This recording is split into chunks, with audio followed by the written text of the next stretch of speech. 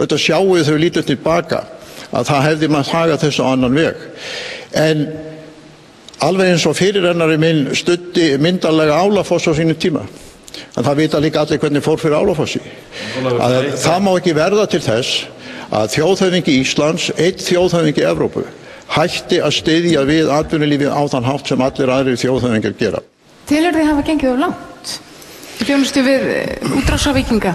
Nei, ég tel mig ekki að hafa gert það vegna þess að þegar ég kom að því verki sem hvað snertir bankana, þá voru þeir stærstu fyrirtæki landsins, þá voru allir í samstarfi við þá, meira að segja Ríkissjónvarpið hafði gert samning við útrásarvíkinga til að leyfa þeim að fjármagna dagskrá Ríkissjónvarpsins, háskólasamfélagið hafði boðið þeim að fjármagna prófstöðu við háskólan, þjóðþingið, stjórnmálaflokkarnir og allir aðrir voru í nánum samskiptum við þá. Auðvitað sjáum við þau lítum tilbaka að það hefði maður hagað þessu á annan veg. En alveg eins og fyrirrennari minn studdi myndarlega Álafoss á sínum tíma. En það vita líka allir hvernig fór fyrir Álafossi. Það má ekki verða til þess að þjóðhöfðingi Íslands, einn þjóðhöfðingi Evrópu, hætti að styðja við atvinnulífið á þann hátt sem allir aðrir þjóðhöfðingjar gera. Það er eitt að styðja við fyrirtækin með því að mæta á opnanir og greiða götur með einhverjum hætti.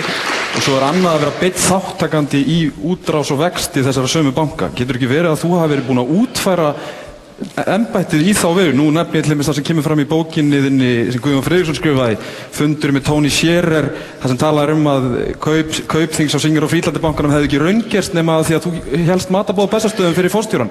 Hvernig þú beittið þér í þágu Björgólfs Thors Björgólfssonar í Kína þegar hann var að skrifa undir samning við Huawei fyrirtækið. Það er nú bara lýsing á því það sem svona að þér virðist talar að þetta hefði ekki gerst til dæmis. Hu Jintao fórstu Kína hefði ekki mætt.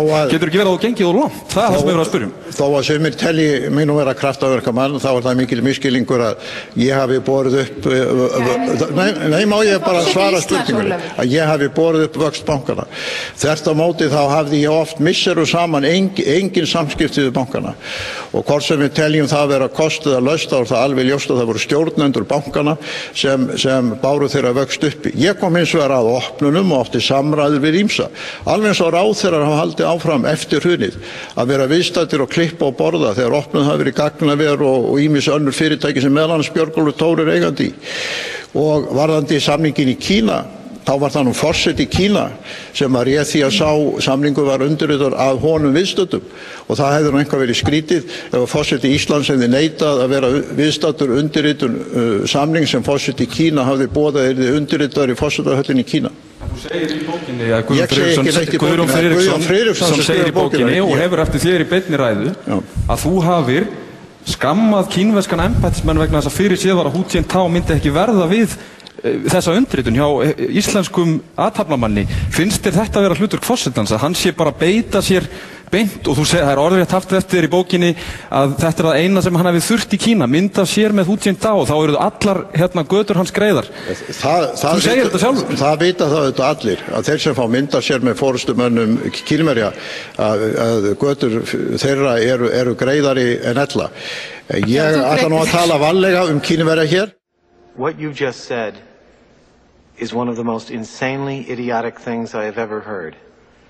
At no point in your rambling, incoherent response were you even close to anything that could be considered a rational thought.